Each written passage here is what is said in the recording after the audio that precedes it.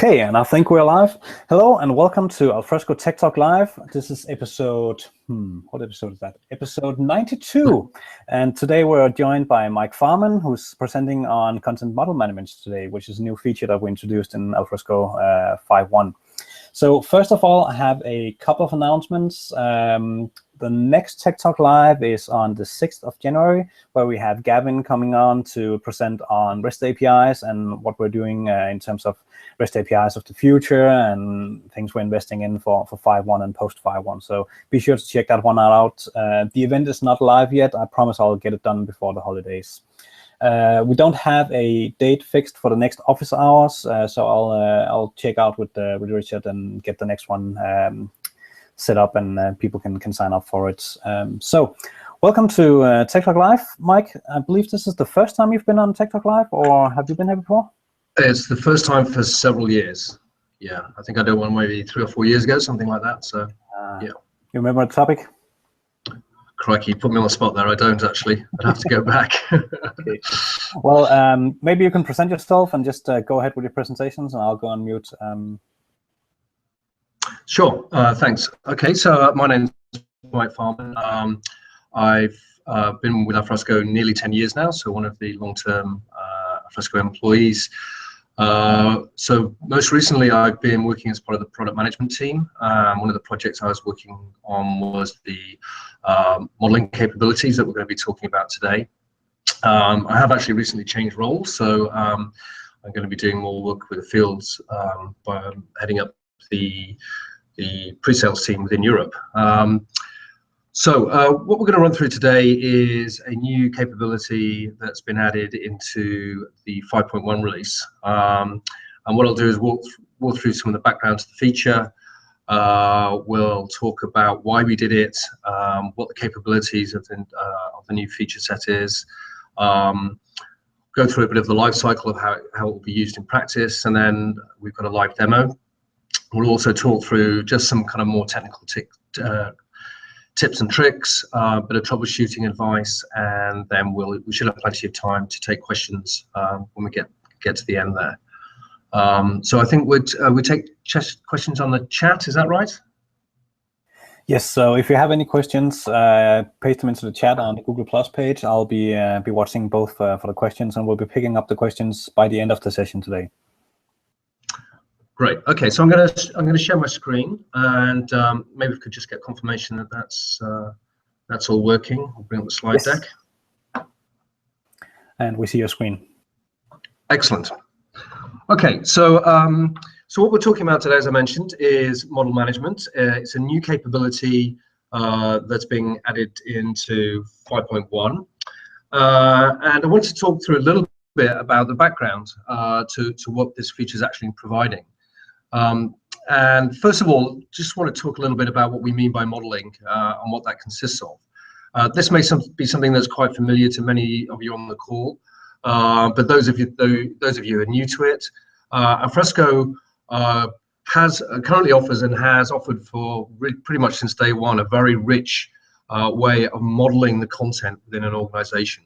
So those models consist of the ability to define different content types. And along with those types, we have this concept of aspects. Other terminology you may hear around aspects of things like mix-ins. These are ways of defining different content types within the system and the associated metadata that goes with those types. So a type might be an invoice, it might be a purchase order, it could be a contract. It's basically any piece of content that you need to be able to track metadata against. And we have standard content types within the system, so things like folders. A folder is actually an instance of a content type. We have something called content, which is the generic document type, and then also these things called aspects. And an aspect is the ability to define additional metadata that can be applied to any instance of content or folders or other objects within the applications. Metadata goes along with those types and aspects. So metadata is the actual properties that go along with specific types or specific aspects. So as I mentioned, if we had an invoice type, we might have a customer name or a customer number or invoice amount that goes along with invoices or documents that are of invoice type.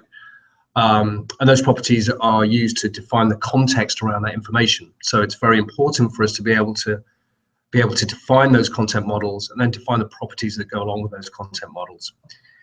And models are really one of the key things that differentiates a content management system from, one of the file sharing applications, which are quite common and popular today. So it really adds the additional richness around that content. Excuse me. So that we can drive business processes off of that metadata. We can use it for search purposes. We can use it to track things like life cycles through review and approval processes, etc. So modeling is something that Alfresco has had for some time. It's rich. It's a very rich and flexible modeling capability. And you may be thinking, well, yeah, you've already got modeling, and we already have the concept of dynamic models. Dynamic models is the ability to define these at runtime. So you can define a content model to meet your particular business use cases, and that can be done using an XML file that lives within the system, and that can be changed at runtime against that file that's stored in the data dictionary. However, there are limitations with that. But although you can define those models, it does require editing of XML files. That can be quite error prone.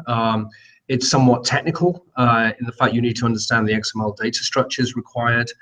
And even when you have defined a model, in order to expose that to end users of the application, so typically through the share browser interface, you still need to define forms that will expose that model to the end users. So you still need to be able to, you still need to do an amount of work to allow end users to see those models that you define to work with the properties that are defined within them. So really what we wanted to do as part of the objectives of this new capability is to remove the technical complexity and the barriers to allowing people to be able to create and maintain the models and the forms that go along those models to display them to the end users. So the kind of solution that we were looking to provide is really to provide a set of tools that will allow a business analyst to define models through the application UI, so through the share application UI. The objective is to hide the technical details and shield the user from errors. So it should be possible to create the model without having to know technically how it works under the covers. You shouldn't need to understand the XML structures.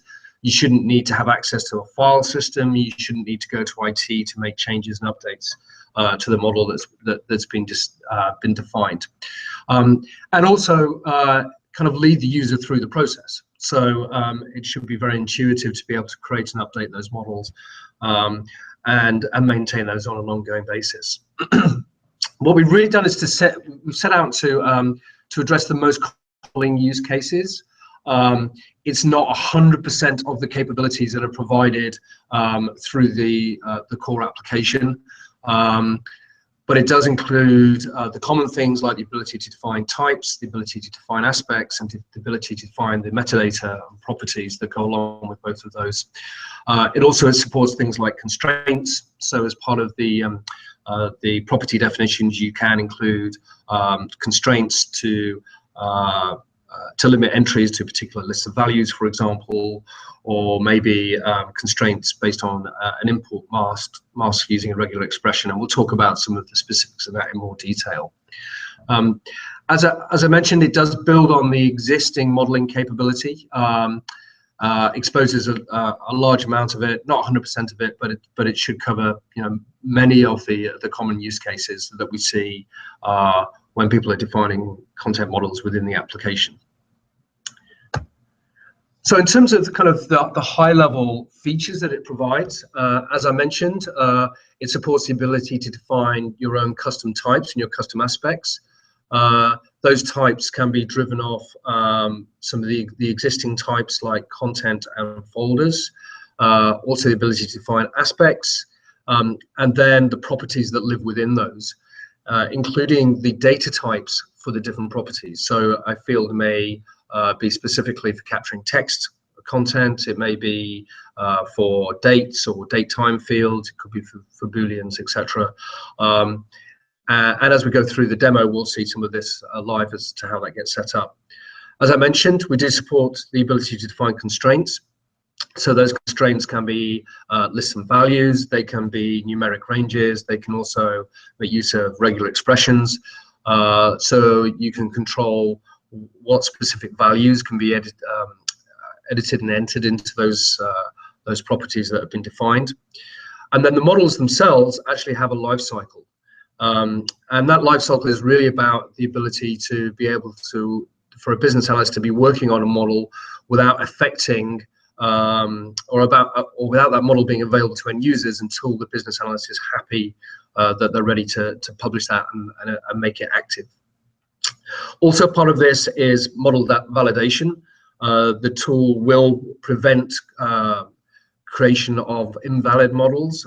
So before being able to make a model live or active, there is a validation phase that ensures that all of the relevant data has been provided for that model to be able to function correctly. So once we've defined the model, once you define any types or aspects that it may consist of, any properties that are part of that, there's kind of a second part to it, which is where you define the forms that will be presented to the end user within the share application. This is an optional step. It's perfectly acceptable to create a model without a form. That may be if you're potentially running Alfresco in a kind of headless mode. Maybe you have your own custom user interface that's running against the repository. So you're not required to create forms, but in many cases, you may well want to expose an end user form for editing and viewing the metadata that's been defined within the custom model. And there's a form designer, a form layout tool that's provided to allow you to create and update those custom forms. The other major area it provides is the ability to move those models between different systems. So, a typical life cycle would be to have things like development test environments and production environments, particularly for larger deployments. So there is the option to be able to export and import those models between different systems, and that allows you to easily move them between the different environments. Okay, so in terms of the kind of the life cycle, the typical process that you would go through, there's a number of steps that a business analyst would typically perform. First of all, they would create a model in the first place. So an example of that may be we're creating models that are related to finance application. So we may define a higher level, a finance model, and then within there, the particular types and or aspects that are required by that model. So within finance, we may have purchase orders, we may have invoices, we may have contracts and other financial related content that's being stored there. So once we've defined those types, we then add the properties that are relevant to those particular types. Excuse me. Once those properties have been added, typically we then do the form layout, and that can be either automatic or manual. Again, we'll see this as part of the demo. And then finally, that model will be activated, and the process of activating it actually makes it available to end users of the system. Once it's activated, they'll have the option to then change content types within the share application, or to add and remove instances of the aspects that may have been defined within the model there.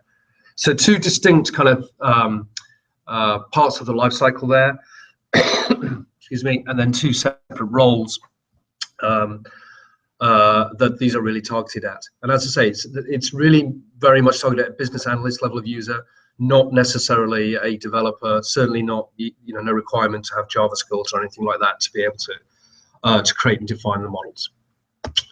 So what we'll do now is move over and have a look at a demo and see how some of this actually looks in practice. So we'll just flip over to my browser here. Let's go to the share application. Okay, so here we're logged into Share. This is one of the early access releases for Share. I think This is the early access 2, if I remember correctly. What we'll see here is, as we're clicking through, we'll see some of the other features in 5.1, which are not really the focus of today, but some of the things we've done is redesigned the login and welcome experience. So we have a redesign of the welcome dashlet here. We'll also see some of the actions now have the concept of a primary button and secondary buttons to make it clearer as to what we're doing. So I'll call a couple of those things out as we're going through the demo here. But the first thing I'll do is click onto the admin tools area, and we'll see we have a new tool that's been defined here or added into the tools menu, which is the model manager. This model management capability is out of the box available to administrators, and then there's also the ability for the administrator to delegate the authority for other users of the system to work with these models and create and define, manage the models. And that's based on a new group that we've created called the model, I think it's called the Model Managers Group, if I remember correctly. In fact, we can just quickly have a look here. I can just verify that.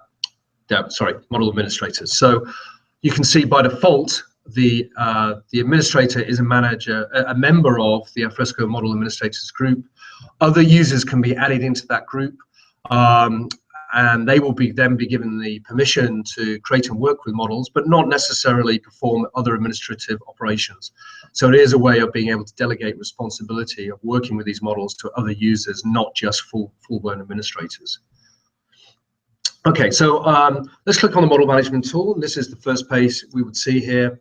And I've actually got a couple of models that I've already got defined in the system here. So we'll come back and actually look at these in a bit more detail later on. But I've got two models already defined. You can see in the list here. The first one is a claims example model that I've created, and also a general model. And we can see that the status of these are active. So these are models that are active and available to end users of this particular Alfresco installation. So what I'll do here is walk through the process of actually creating a model from scratch. So here we can see we have an example of this kind of the concept of the primary action. So the primary action here on this page is to create a new model. So we'll go and click on there. And here I will just fill out some basic details around my model. So I'm just going to give it namespace fix. And the model is going to be my Tech Talk Live episode model. And we can just give this is just a text field, so we can say who's actually created the model. This will actually, if I don't fill it out explicitly, it will just use the current user's name. We'll give it a description and say this is an example for tech.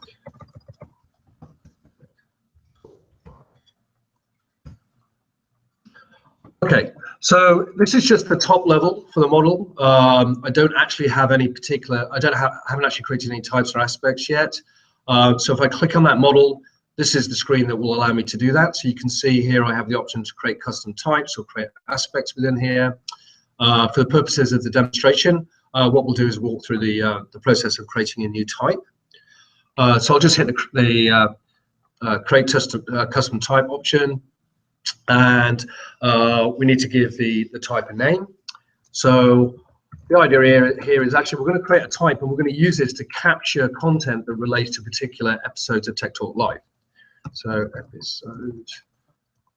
So the type is going to be called, let's call it,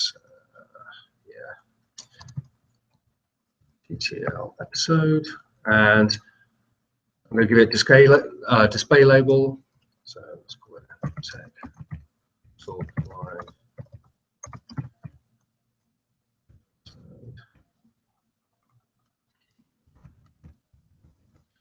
And I'll give it a description. These are optional, by the way. As you can see, any fields that are mandatory are marked with the asterisk. Optional fields, you can see we can just, we don't have the asterisk. I'm not obliged to fill these out, but it helps to give a detailed display label and description, which will be shown to end users when they're using using the model later on. Okay, so this is tech tool.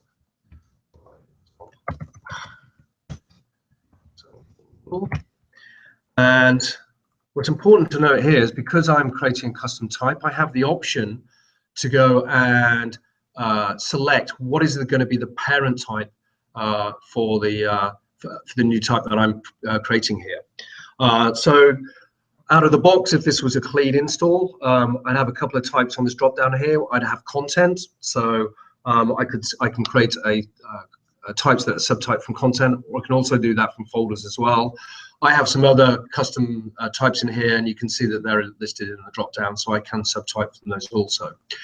For the demo here, this is just going to be a subtype of content.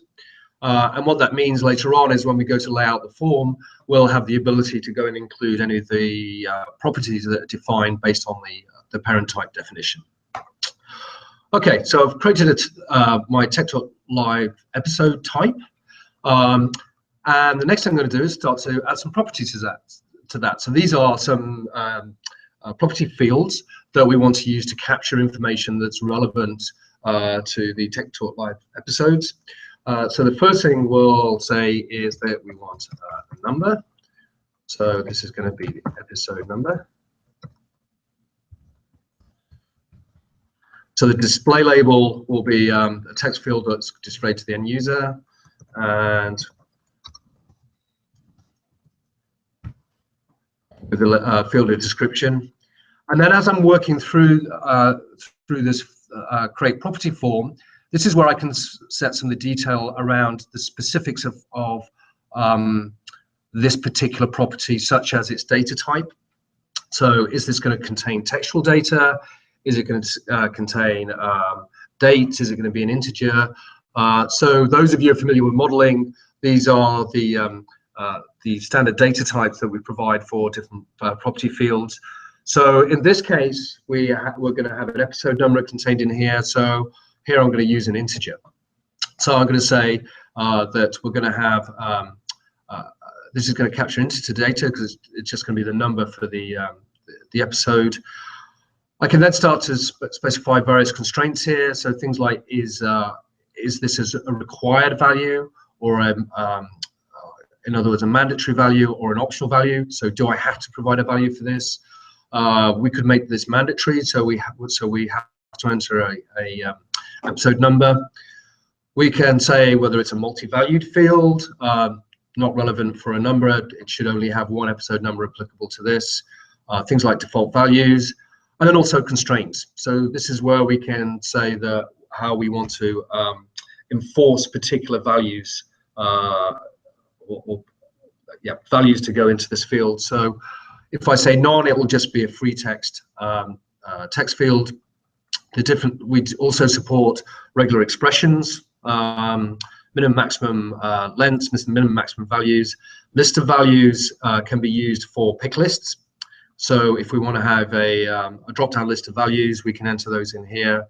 And also, if you want to be able to call out to a custom constraint, so if you've written a custom constraint programmatically in Java, you can reference those as a custom constraint and enter the class name in for the constraint to be used here.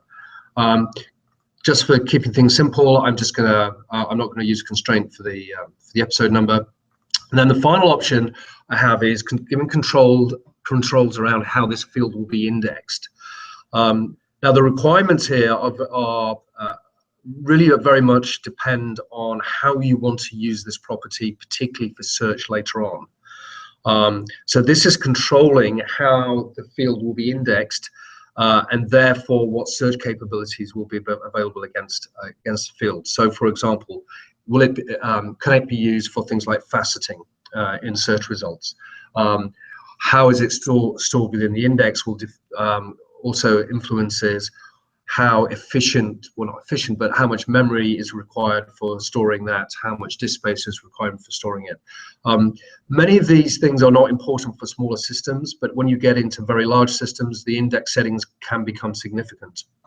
So in order to get some guidance on what is the relevant settings to use. There's a small tooltip here that you can get by clicking on the information icon, which gives some guidance on what options to select. And then there's also a link here which will take you into the full-blown documentation. And this gives a much more detailed description on what the different indexing settings mean to enable you to make the right choices to which value to use for that. Okay, for my purposes here, basic is fine. So I can now create this property. And in fact, because I know I'm going to create a couple of them, I'm just going to say create and start another.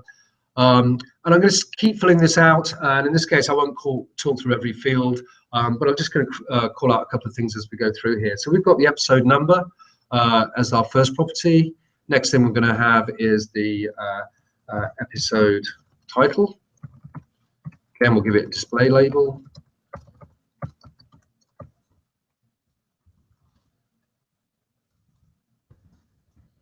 Title there. Title again is going to be will be a text field. I'll leave the indexing option set as full free text so we can search against that. We'll now have a property for the date. So this is the date that this particular TechTalk Live is going to take place. In fact, if we have a date time, we can specify a specific date and time for this. Again, we can leave those fields as they are. And let's create one more property on here, and let's give it a, let's say, panel members.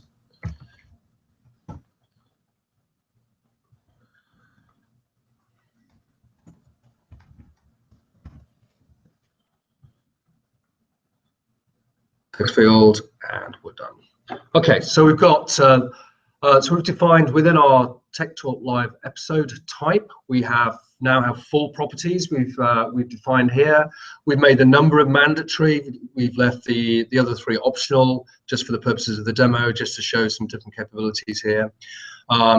We have an integer data type, a date time, and text data type. So that model is now ready to be used. But what we don't have is, or what we haven't done is actually say how we want that information to be presented to the end user. So what we'll do is just come back and say that we want to go to the layout designer. So you can see against the custom type field here, we can go to layout designer. And this really consists of 3 main areas. First of all is the main layout, you can see in the middle. And then that has this kind of inline help to guide you through the different steps to go through. So there's a main layout area in the middle. On the left-hand side, we have the available properties that can be added into our layout. And then at the top here, these are panels that can be added in, and these can be used to control things like the number of columns to display and how those properties fit within those columns. Now, to get me started, one of the things I can do is go to this option here to apply default layout. And as the name suggests, that's literally going to just take all of those fields, drop them into my layout area, and I can actually take that, save it, and I'll immediately have a layout that's ready to use. Now, I actually want to have a bit more control over this, so I'm just going to clear it for our purposes today, and I'm going to grab one of the panels and go and drop it onto the form here. And what I'm saying is I want to have a double column panel, and then onto this panel, I'm going to start to actually lay out the properties. So within the double column panel, we can have in the first field the episode number that we created as a property, and then we'll have the episode date, and then we'll have the actually let's go for the episode title as the next field, and the panel members. And then as I'm going through this, I realized that actually I haven't added in a field here to have the description of this particular episode. So what I'm going to do is actually directly from the layout form, I can also create property definitions and add them directly into the form. So we're going to create another property here. We'll call it description.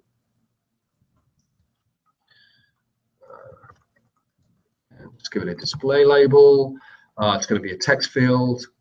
So we'll add that in there. And let's say for the description, we actually want that to span across the of our form here. Drop our description field in. So we now have 2 columns for the or a 2-column layout that contains episode number, date, title, and panel members, and then a single column panel for the description for this particular Tech Talk Live episode model.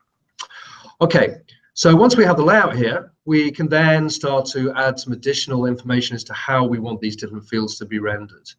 The one I'm particularly interested in is the description field here, because I actually wanted to make sure that I've got enough room to actually enter in all of the information into the description. So by selecting this, I want to choose the particular control type. And I can use this on any of the different fields. So based on the data type of the field, I can choose different form controls and control how this will be rendered to the end user. So here we'll say, rather than just being a text field, I want to display a text area to the end user. And then we can also give this area a label. So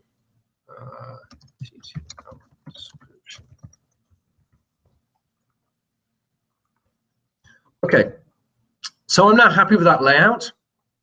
I'm going to save that. I've got all the properties defined within there. So now we've saved the layout, what we can do is go back to our list of models.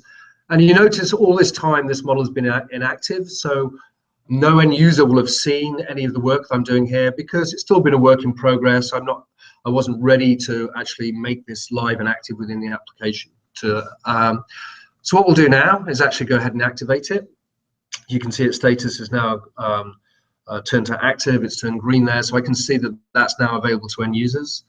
And let's just jump in here, and what we'll do is create a folder in my files area. This is just for me to start to create some example content that's going to be using this model.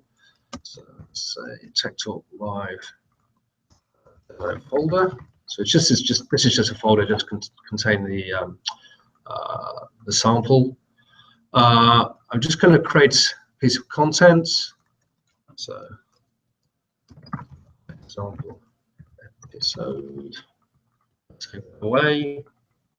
And because I've made this model active, I get the Tech Talk Live episode as appearing as in my change type drop down. Go and select that, save it away, and what we'll see down here on the property area is there's the properties that I've laid out on the form.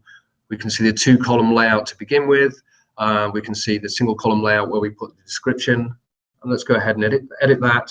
And here I can come in and actually put in the relevant information here. So we can say, let's say it was, I'm just filling out all of those fields as per the model and the form we defined. So this is content model. Oops, caps lock on. Content model.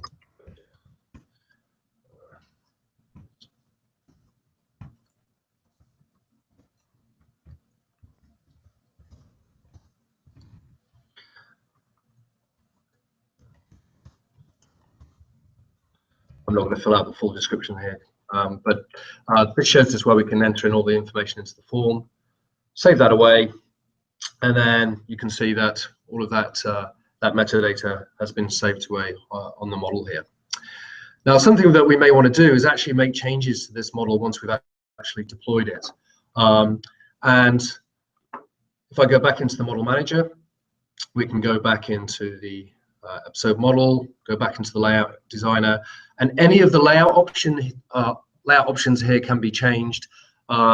So for example, we may decide that we want to make this a triple column panel, for example, and let's just save that away again. Quickly jump into the document we were just working with. We'll see that layout has changed. It's now using a 3-column layout. Go into the editor, you can see again that layout has been changed. In terms of changing the underlying model itself, there are certain limitations once a model is in use and active. So, you know, similarly to a database, once you define a schema, there's certain things you can and can't do once that schema is live. We also have certain restrictions as to what can be changed once the model is active, and that is called out in detail in the documentation And I've got a couple of slides actually, which I'll show you on this a little bit later on. A couple of other things I just want to show you within the modeling tool itself. As I mentioned, there is the ability to export and import models. So if I wanted to export the model I've just created, simply just go to the export option and it will create a zip file. That zip file includes the underlying model definition plus the relevant form that we've created. And equally, if I want to import a model, just go to the import option here. And let's just go to find data, demo models, jump in here. And here you can see I've got a bunch of sample models. So I've got one here that I created for an earlier demo. This is actually a healthcare example for electronic patient records. Open that up. Here's the model been imported, and then you can see that this has a custom type, then a whole bunch of aspects associated with it. Let's jump into one of those. This is actually for imaging, healthcare imaging. So a bunch of properties that are relevant to that. And if we go and look at the layout designer, you can see that all of the form definition has been imported as part of that definition also. Okay, so that's what I wanted to show as part of the main demo. I do have a couple more slides just to give you a little bit more technical details around how some of this is working. As I mentioned, the indexing options, it is important to make sure that you use the right values for those indexing options, depending on whether you want to be able to search on those property fields, whether you want to search using wildcards, and or whether you want to use them in the fastable search results and the filtered search results. I'm not going to talk through the detail here. We will make these slides available, so there's some tables that show you the options, and it is called out in detail in the documentation as well. But it is worth mentioning many of these things, if for a smaller system, it's not that significant. You can kind of go for the most feature-rich option, but it will require a little bit more storage in the index and will require a little bit more memory usage when it's being used for search purposes. So this calls out the options for non-text fields, the options for text fields, because they are different, and then also just a little bit about what can be changed in active models. So certain things, once they are active, so you basically have the green active option there. You need to be careful as to what changes can be made. So things like being able to change the internal name. The internal data types are restricted, but things like display names, descriptions, etc., they can be changed. Again, check the documentation; it will give you all of the detail behind what can and can't be changed once those models are active. Just a few notes on troubleshooting. Just some of the things that we've seen previously. We did have there is a version of the Model Manager that was made as a limited availability for 502. That's really becoming less relevant. But there was an AMP required for 502, but not really relevant for today's discussion. We're focusing on 5.1 here. You may find a situation where an active model cannot be deactivated. And that is the case when a model is in use. There is there's a helper action against the model where you can find instances of that model that have been used. In order to be able to deactivate, you need to make sure that a model has not actually been used, and that's to do with data integrity. And not being, you can't just disable a model that's actually in use there. If a type or aspect is not visible, there's a couple of symptoms there. First one is the model is inactive, so obviously that would need to be activated by the Model Manager. I'd say probably the most common thing we see is people have forgotten to do a form layout. So you've created a model, but you haven't created a form layout for it. If there is no form layout, it will not appear to the users in the share application. So you need to make sure you have that. And another common thing that people forget to do is actually include the descriptive name and the descriptive labels. And it's important to add that in, otherwise you'll just get the internal kind of property names or that'll be shown to the end user. So would encourage you to make sure that you do include things like names, titles, descriptions as you're defining the types, aspects, and the properties that go along with that. Okay, so that was really what I wanted to cover in terms of the formal part of the presentation and demonstration. I'm hoping we've got some questions, and I'm also hoping that you got a better understanding of what the new capabilities to provide. But what I'll do now is hand it over to any questions that everybody might have. So we have a bunch of questions actually. So we have 20 minutes and I have a good list of questions. So let's just jump straight into them.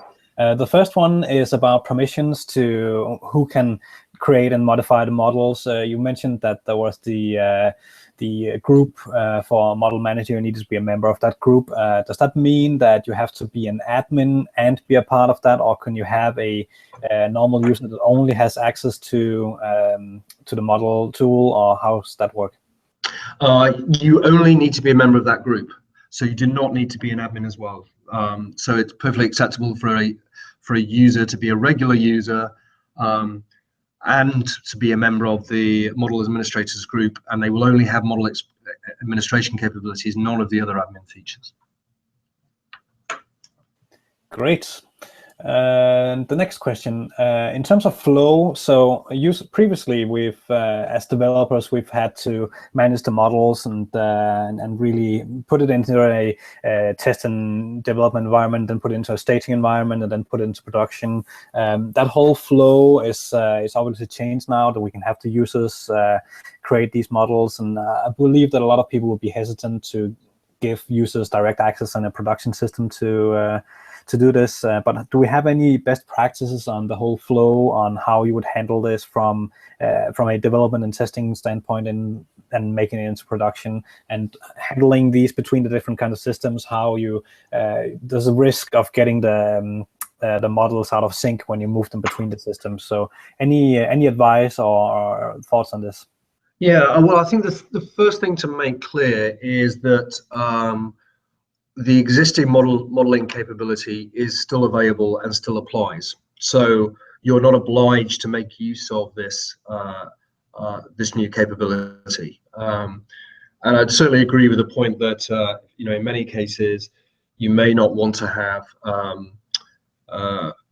these changes made to production systems. It kind of depends on the on the particular environment and use case around it. So the first thing is, this is although there's lots of advantages in going to this, using this this tool to define the models, it's not mandatory to do so. As I mentioned in the as part of the export, what the export actually creates is a zip file, and inside the zip file is the model definition and the form definition. So it would be possible, for example, to use this to kind of do the design work and then export that and put it into maybe you have some source code control and another way of deploying that those updates out through a maybe test and production system. So we're not trying to force you to go down a particular route. There are different options available there to do that. So I'm kind of more on the feature function side rather than operational side. So I'm probably not the best person to answer that, but hopefully that gives you some pointers. Okay, I'll see if there's any follow-up on it. In terms of circling back to the permission things, Axel asks about, is there any distinguishing between the users? So you could imagine a scenario where you'd want to have one user who can create and edit the models, but only a super admin or a normal admin could actually activate the models in a system. Is that something that that's either available or something that we've been thinking about, or? Yeah, it's so at the moment, if you're a model administrator, then you get access to any of those models that are part of that. So the permissioning is not more finer grained than that. It's certainly something that we looked at. As always, there's a finite amount of work we can do for a given release. Some of the other things we looked at was being able to separate out, excuse me, the model definitions, so that maybe certain models could be managed by particular groups and not others. So maybe you have model administrators for particular departmental models, or maybe for particular sites. We certainly thought about that, but it was beyond the scope of what we were able to address as part of this initial release. Okay. The next question is kind of related to the whole flow and import export. So what about if you have an existing model today with the share config custom and everything set up for the forms and the model, can you import that, or would you have to have the share config and the models in a custom format, or what's actually inside that zip file that you import and export? Yeah, so inside the zip file is a model, an XML model like you would create today, on the file system, and there is the share form definitions that go along with that. Again, just like you could hand create today. However, the model in particular does not support 100% of modeling capability. So there are a couple of limitations there right now. Again, we had to draw the line somewhere, and so the main ones there that I think that you'll be interested in is associations. There's a couple of others, but the model doesn't. As part of the model definitions, we're not able to define associations right now. So it's a subset of the overall modeling capabilities, and it was beyond this, and that meant it would make it very challenging to be able to import any existing models. So it's something that we didn't look at doing. So you would be looking at recreating or redefining the models, I suppose, using this new tool. We weren't able to provide an automated way of doing that, at least not yet. Okay, so if you have a simple model that doesn't contain associations, you still have to recreate it, or? Yeah, that's right. I mean, it was something we looked at, but it was out of scope. So okay. you would need to. That might be an interesting exercise as a community, something for the community to look at. I'm sure there'll be some peripheral kind of capabilities that would be great that could work in conjunction with the modeling tool.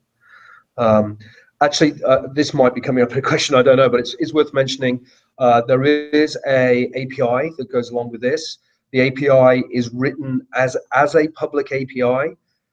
So it meets the public API guidelines. It's currently marked as private. The reason for that is because because this is a 1.0, we want to be confident that API is stable and we don't need to make changes to it. You are perfectly able to work against that API with one caveat, that it is possible it will change in the future. That's the reason it's marked as private right now. So go ahead and use it, but be aware that it's potentially subject to change moving forward. But the plan is to make it public eventually. At some point, yes, absolutely. Once we're comfortable that it's stable and we won't need to make changes, because of course, once it's officially marked as public, there's a formal contract that we're putting in place as to not to make changes there. So that's why we've been a little hesitant to begin with, but it is written exactly to the standards and the style that a publication API should have. So it's really a matter of us declaring it public, and it will be so, if that makes sense. Yep, makes perfect sense. Let me just see. I lost track of all the questions. there's a bunch more to go through. Yes, if when we have the import-export features, do we do any kind of considerations about exporting as an AMP or as a jar, export as a module that you can install in a production environment, like a module, and reuse them and depend on them in various projects? Yeah, I mean, this work was going on pretty much at the same time as some of the other the other enhancements we've been making around being able to have extensions of jars and things like that. Those, but we couldn't, because they were being done in kind of in parallel. We're not able to make use of those two things. So I think that's something we'd expect to look at moving forward. Again, I can imagine having some scripts that could pull out the contents and then wrap those in the relevant jars. The relevant jar structure to deploy that. We don't have any automated tools we're providing, but I can imagine, a script-based approach to meet that. Okay, and moving along. What kind of forms do we support when you create a form in the model manager? Can you create different kind of forms, like have one form for when you create content, one for when editing, and one for viewing it in the details page, or is it just one form to rule them all, or what's the scope? It's a single form. However, each of the fields on the form, you can mark whether they should be rendered or not, depending on what mode the form is being used in. So in other words, you can say show this in view mode or not, show this in edit create mode or not, that kind of thing.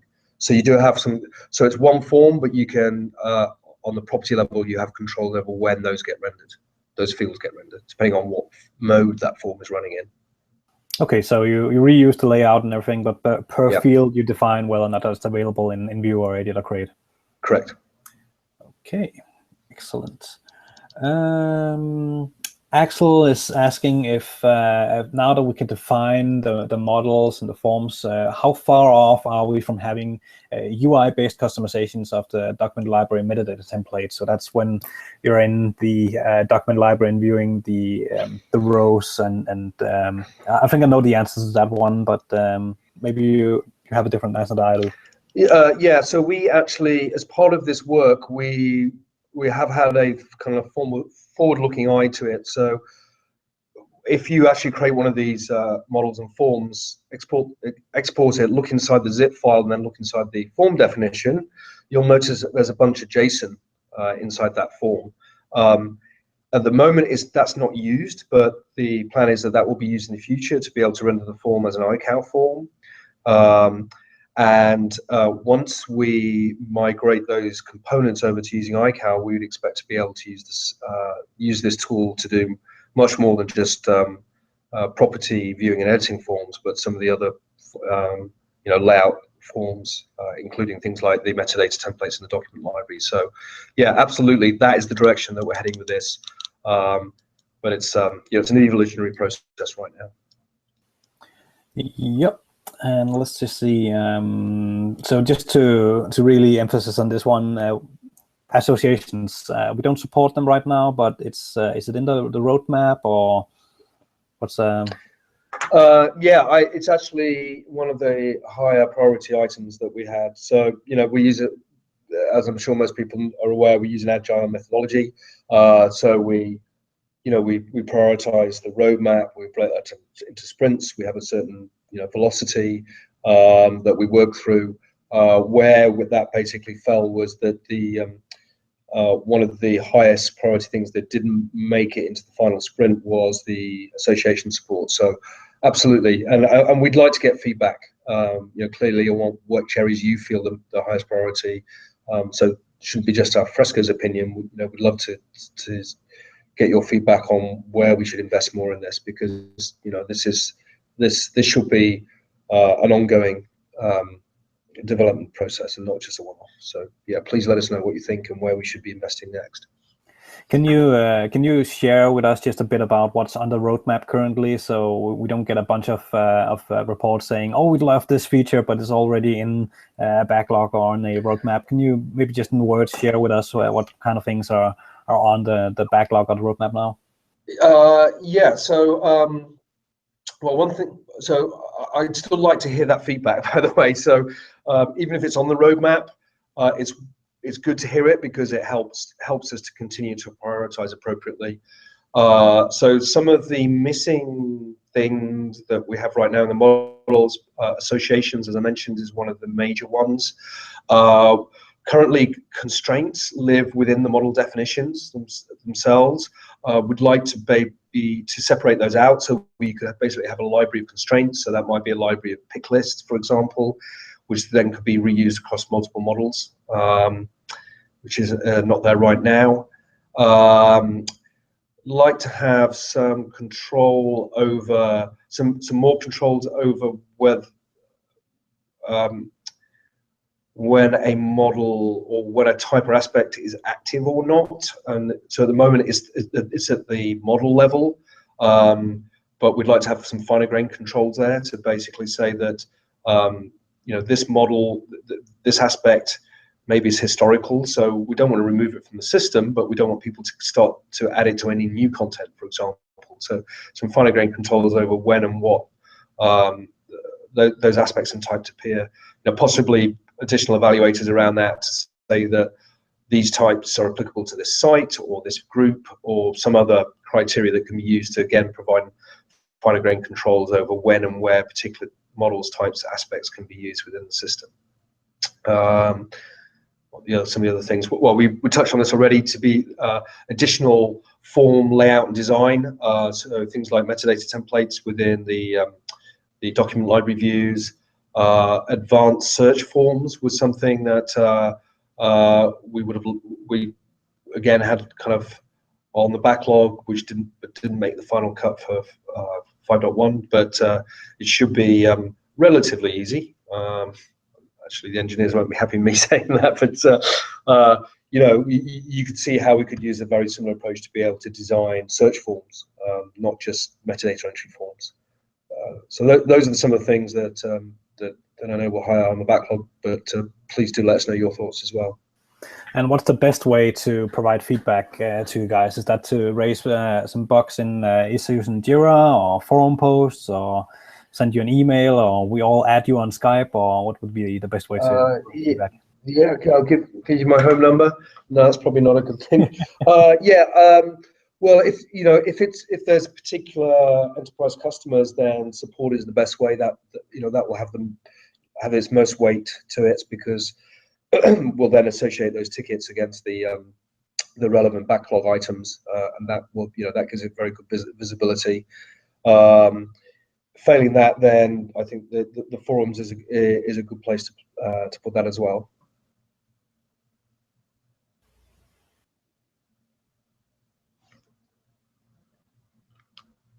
Yeah. Okay.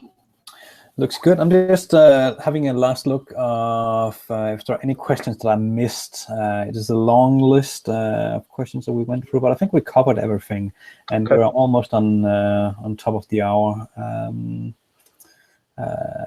Also, one question. I can't remember if we covered this, but if you have a custom form control in iCow, can you use that and then assign that to a field in the model manager, or is it only just the stock ones? No, unfortunately not through the UI right now. So it won't dynamically pick up custom form controls. It would be possible to go and kind of under the covers to do that. You're back into fairly technical fairly technical skill set required to do that. But I guess if you're creating custom form controls, then that might not be too onerous for you. But unfortunately, that was another thing that we did look at, and it just was out of scope for the 1.0. All right. I think that's it, actually, and we're almost on top of the hour. So I want to say thank you for joining today and presenting. It was a good presentation. I'm really excited about the new features of 5.1. Last time we had Jens on to discuss virtual folders, which makes everyone excited, and the new model manager is exciting as well. So I really think that 5.1 is going to be a great release. And I forgot to mention in the announcement that we are planning the December community edition release should be out this week. So stay tuned for some more info on that. Which will contain both AOS, virtual folders, and CMM. So be sure to check that one out and have a look. So with that, thank you for joining. Thanks, everybody. Bye-bye now. Until next time.